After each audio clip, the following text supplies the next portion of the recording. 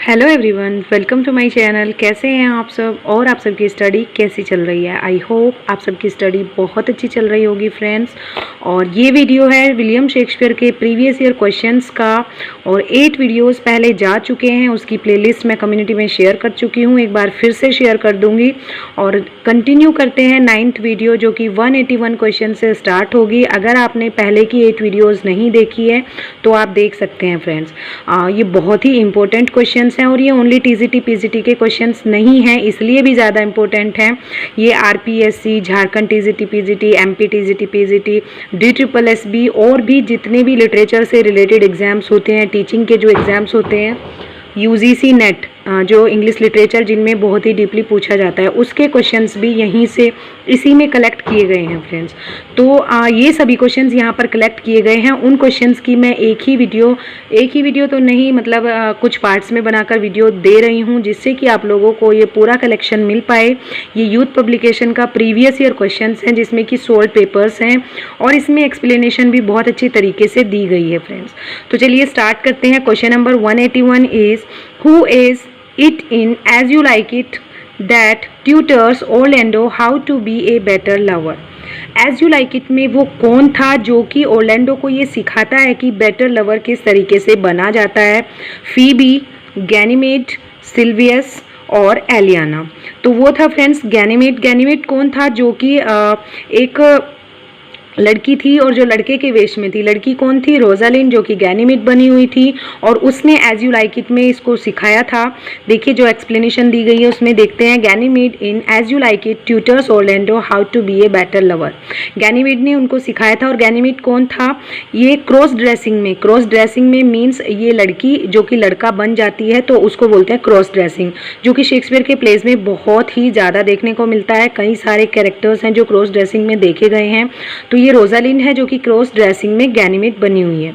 ठीक है ना friends. As you like it is a comedy, ये एक कॉमेडी है, शेक्सपियर के द्वारा लिखी गई। हैव बीन रिटन इन 1599, जो कि 1599 में लिखी गई है। First published in first folio 1623 by Heming and Condell. और फर्स्ट फोलियो में जो कि हेमिंग एंड कॉन्डेल के द्वारा आया था फर्स्ट फोलियो, उसमें इसको पब्लिश कराया गया था फ्रेंड्स। तो आप देख सकते हैं कि एक क्वेश्चन को लेके यहाँ पर 3 से 4 क्वेश्चन आपके करेक्ट हो गए। जैसे कि गैनीमेड कौन था? रोजालिन थी गैनीमेड। कब ये राइट किया गया था, कब ये लिखा गया था? 1599 में। कब ये पब्लिश कराया गया था? 1623 में। और किसने इसको पब्लिश कराया था? हेमिंग एंड कॉन्डेल ने। तो एक क्वेश्चन के साथ आपके 3 से 4 क्वेश्चन यहाँ पर कवर हो जाते हैं। तो चलिए देखते हैं next question. In a famous monologue from As You Like It, all the world's a stage, the last scene depicted is। जो As You Like It का फेमस मोनोलॉग था, All the world is a stage, उसका जो last scene था उसमें क्या depict किया गया था, क्या दिखाया गया था? Option number A is second childishness and mere oblivion. जो उनका लास्ट सीन है उसमें क्या बताया गया था? Means all the world's a stage में 7 स्टेजेस ऑफ लाइफ बताई गई हैं, तो उसकी जो लास्ट स्टेज थी उसमें क्या बताया गया था, ये यहाँ पर पूछा गया है friends. Option number A is second childishness and mere oblivion. Option number B is infant mewling and picking. Option number C is lean and slippered pantaloons, fair round belly with good capon. तो यहाँ पर हमें stage बतानी है कि उन 7 stage में जो लास्ट स्टेज थी वो कौन सी थी। तो option number A is right here, all the world is a stage, the last scene depicted a second childishness and mere oblivion.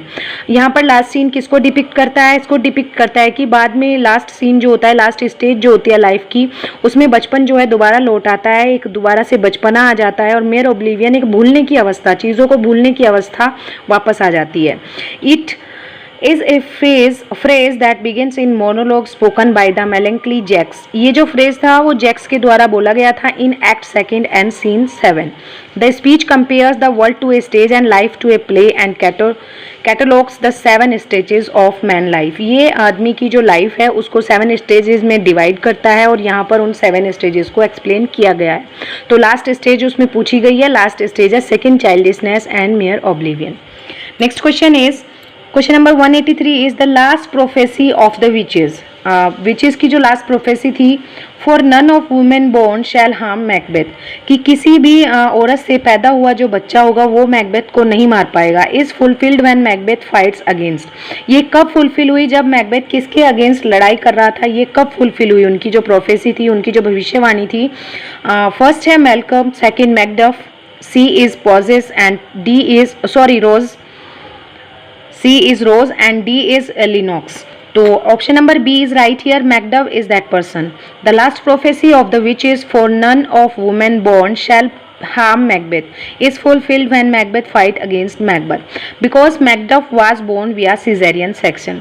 Macduff जो था उसका जो बर्थ हुआ था वो सी सेक्शन के थ्रू हुआ था, इसीलिए जो विचेस थी उनकी भविष्यवाणी यहाँ पर सही हुई है। From his mother's womb ultimately ripped, untimely raped. Macbeth could be killed only by a man born of woman as promised by witches. वही बात है कि विचेस ने बताया था प्रोफेसी में कि किसी के द्वारा पैदा किया गया जो बच्चा होगा वो इसको नहीं मार पाएगा, लेकिन वो जो मैकडफ जो था उसका जो जन्म हुआ था वो सी सेक्शन के थ्रू हुआ था। ठीक है, नेक्स्ट है 184 is there is none but he whose being I do fear, who is the person Macbeth admit to being fearful of. Macbeth कहता है there is none, यहाँ पर कोई नहीं है लेकिन वह एक है, being I do fear, जिससे कि मैं डरता हूँ। तो मैकबेथ ने ये कहा था, लेकिन मैकबेथ ने ये किसके लिए कहा था, किससे मैकबेथ यहाँ पर डरने की बात कर रहा था? तो चलिए देखते हैं नेक्स्ट क्या है यहाँ पर इसका answer. Option number A is Macduff, option number B is Malcolm, option number C is Banquo, option number D is Ross. तो option number C is right here. Banquo वो ऑप्शन था, वो पर्सन था जिससे कि मैकबेथ को डर था। There is none but he whose being I do fear, in this line Macbeth admits to being fearful of Banquo. यहाँ पर ये एडमिट करता है कि वो बैंको से डरता है। As his paranoia increases Macbeth becomes very anxious about Banquo as the witches told him his sons will become kings, क्योंकि विचेस ने बताया था कि उसके जो बच्चे होंगे वो राजा बनेंगे। In this soliloquy Macbeth reveals his fundamental sense of insecurity. This line appears in act 3 scene 1 of Macbeth by Shakespeare. ये लाइन एक्ट 3 सीन 1 में आई थी मैकबेथ के द्वारा, और यहाँ पर इसकी इनसिक्योरिटी दिखाई जाती है, और ये सोलिलोक्वी थी इसके द्वारा की गई, मैकबेथ के द्वारा की गई सोलिलोक्वी थी कि वो किसी से डरता है, और किससे डरता है ये यहाँ पर बताया गया है, वो बैंको से डर रहा था। नेक्स्ट है question number 185 is the basic theme of the Tempest is. Tempest की बेसिक थीम क्या थी? और ये क्वेश्चन जीआईसी लेक्चरर में पूछा गया है 2016 में friends. Option number A is revenge, option number B is revenge and freedom, option number C is freedom, option number D is forgiveness and freedom. तो यहाँ पर बताया गया है कि इसकी जो थीम थी वो कौन सी थी? Option number D is right here, forgiveness and freedom. The Tempest was written by William Shakespeare in 1610 and 11. It shows Christian value forgiveness. Forgiveness and freedom is the basic theme of this play. ये Christian value forgiveness को show करता है, और इसका जो theme था main वो था फ्रीडम, फॉरगिवनेस एंड फ्रीडम। ठीक है ना फ्रेंड्स। और ये जो एग्जाम पॉइंट्स हैं इनको एक अलग वीडियो में हम कवर अप करेंगे, क्योंकि पहले भी कवर कर चुके हैं काफ़ी सारे जो वीडियोज़ हैं उनमें। तो 3 वीडियो शायद आ चुकी है, इनकी 4th वीडियो इसकी भी आएगी। नेक्स्ट देख लेते हैं। Who suffers from self love in 12th night. 12th night में सेल्फ लव से कौन सफ़र कर रहा था? और ये भी जीआईसी लेक्चरर 2016 का ही क्वेश्चन है friends. Option number A is Malvolio, option number B is sir Toby Belt, option number C is sir Andrew Aguecheek, option number D is Olivia. Option number A is right here. Malvolio is a character of the play 12th night. He is head servant of Lady Olivia. He suffer in self love and thinks that my lady loves me. Malvolio जो था वो एक head servant था Olivia का, और वो अपने आप से एक सेल्फ लव से सफ़र करता था, और ये सोचता था कि उसकी जो मालकिन है, उसकी जो प्रिंसेस है, वो उससे लव करती है।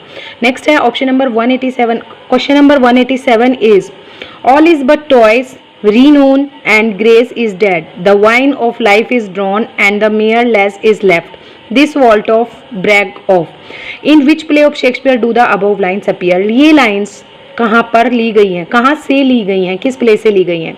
ये भी जीआईसी लेक्चरर का क्वेश्चन है। Option number A is Hamlet, B is King Lear, C is Macbeth and D is Othello. All is but toys, renown and grace is dead. The wine of life is drawn and the mere less is left. This world of brag of. Lines are extracted from Shakespeare's play Macbeth, Act Second, Scene Second, spoken by Macbeth. Act Second, Scene Second से ली गई हैं और Macbeth के द्वारा बोली गई हैं फ्रेंड्स, ठीक है ना। Question number 188 is things without all remedy should be without regard. What is done is done. The above lines are from the play. ये लाइन किस प्ले से ली गई हैं? Option number A is King Lear, B is Macbeth, C is Hamlet and D is Othello. These lines are extracted from William Shakespeare's play Macbeth, Act 3rd, Scene 2nd. Spoken by Lady Macbeth. ये Lady Macbeth के द्वारा बोली गई हैं. It is famous for dramatic success by Eliot. It is famous for dramatic success by Eliot. ये famous है जो dramatic success लिखा गया है बाय एलियट के द्वारा. नेक्स्ट है who called Hamlet a dramatic failure. Dramatic failure किसने बोला है मैकबेथ को, सॉरी हैमलेट को? Dryden, T S. Eliot, G M. Hopkins and F R. Leavis. तो किसने बोला है ये अभी पता है, सबको पता है कि ड्रामेटिक फेलियर्स को टी.एस. इलियट ने बोला है. T S. Eliot has called Hamlet a dramatic failure. It is also called tragedy of reflection. इसको ट्रेजेडी ऑफ रिफ्लेक्शन भी बोला गया है फ्रेंड्स. नेक्स्ट है the line the lunatic, the lover and the poet are of imagination all compact are spoken by. ये line किसके द्वारा बोली गई है और ये DSSB PGT का क्वेश्चन है 2014 का. Option number A is Theseus, B is Bottom, C is Pyramus, D is Thisbe. तो ये लाइन बोली गई है थीसियस के द्वारा. The lunatic, the lover and the poet are of imagination all compact have been spoken by Theseus in Shakespeare's A Midsummer Night's Dream in acts number 5 scene first. तो ये act 5 scene first से line ली गई है और ए Midsummer Night's dream से ली गई है. और किसने बोली है? थीसियस ने बोली है. 3 क्वेश्चंस यहाँ पर कवर अप हो जाते हैं.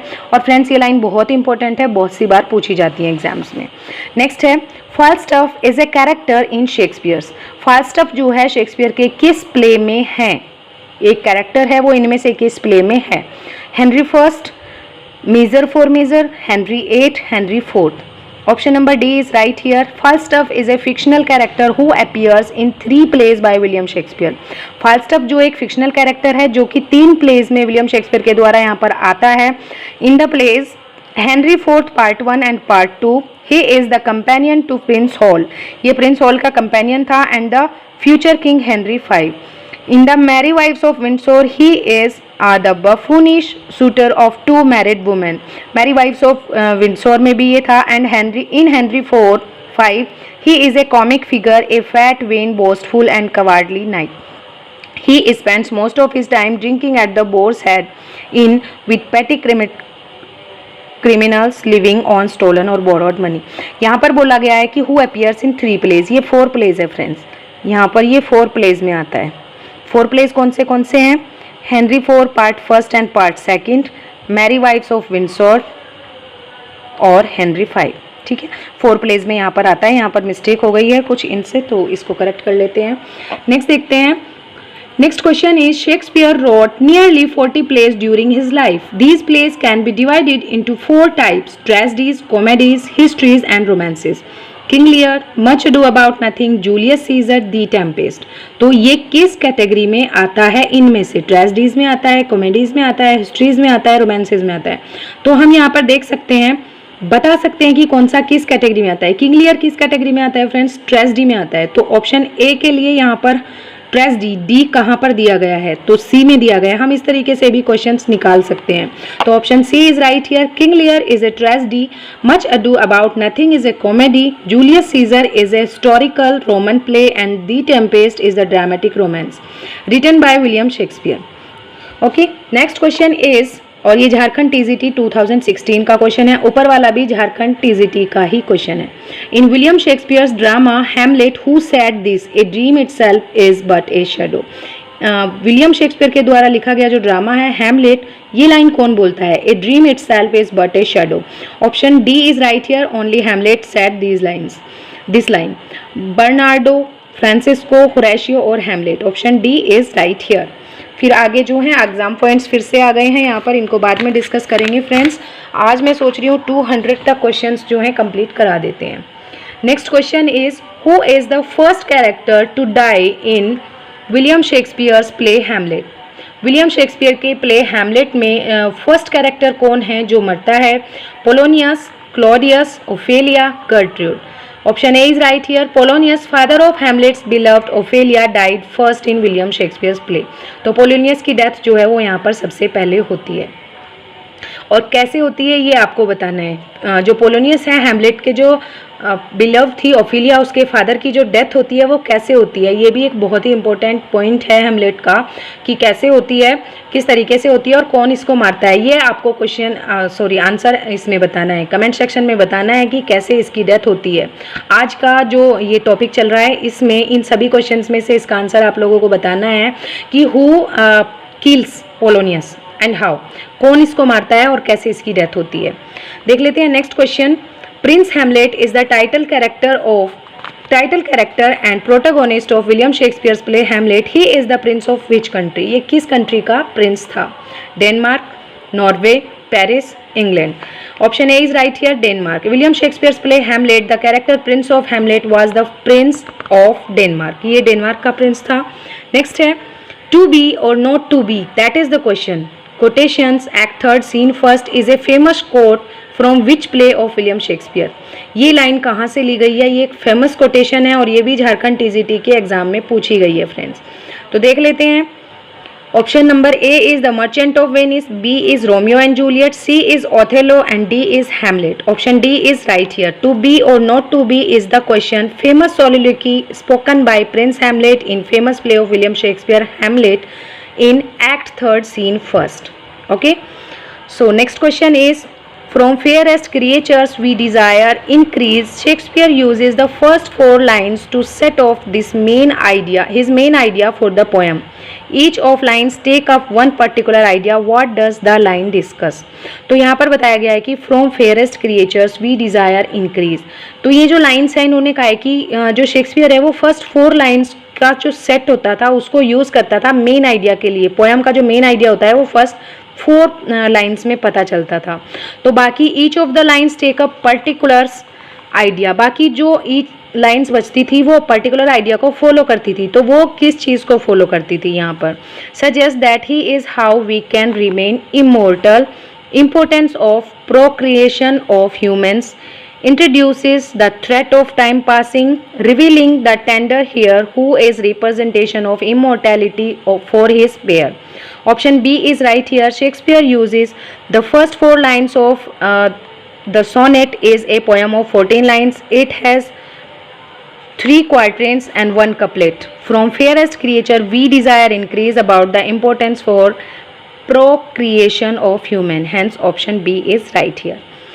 Question number 198 is which of the last sonnet written by William Shakespeare? William Shakespeare के द्वारा जो लास्ट सोनेट है वो कौन सा लिखा गया है? Option D is right here, the little love god lying once asleep. तो ये इनका लास्ट सोनेट था और ये इंपॉर्टेंट क्वेश्चन हो गए यहाँ पर कि इनका जो लास्ट सोनेट था वो कौन सा था। Question number 199 is the play Hamlet by William Shakespeare is categorized into which category on the basis of theme of the play?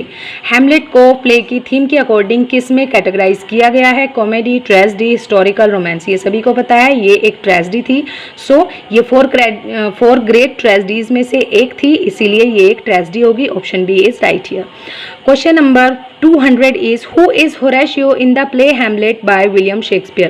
William Shakespeare के द्वारा लिखे गए प्ले हैमलेट में कौन था? होरेशियो कौन था? The young prince of Norway, Hamlet's close friend, the king of Denmark, Hamlet's uncle, a soldier and guardsman at Elsinore. Option B is right here, Hamlet's close friend. Horatio is a close friend of prince Hamlet in the play Hamlet written by William Shakespeare. तो friends 200 तक आज हमने complete किए हैं, आगे कल से continue करते हैं। नेक्स्ट वीडियो जल्दी ही आएगी और इस वीडियो के जो क्वेश्चंस हैं आप लोगों को कैसे लगे, इनकी एक्सप्लेनेशन आप लोगों को समझ में आई या नहीं आई, ये वीडियो आप लोगों के लिए यूजफुल है या नहीं है और इस सीरीज़ को आगे कंटिन्यू किया जाए या नहीं, आप लोग कमेंट सेक्शन में ज़रूर बताइएगा, क्योंकि आप लोगों के जो सजेशंस होते हैं, आप लोगों के जो कमेंट्स होते हैं, वही हमें आगे बढ़ने के लिए प्रेरित करते हैं, मोटिवेशन मिलती है कि ये वीडियोस आप लोगों के लिए यूज़फुल हो रही हैं। अदरवाइज़ अगर आप लोगों के लिए यूज़फुल नहीं है तो हम इन सीरीज़ को बंद कर देंगे, कोई कंटिन्यू नहीं करेंगे। ठीक है ना फ्रेंड्स? तो मिलते हैं नेक्स्ट वीडियो में नेक्स्ट टॉपिक के साथ। तब तक के लिए thank you so much and best of luck for your exams.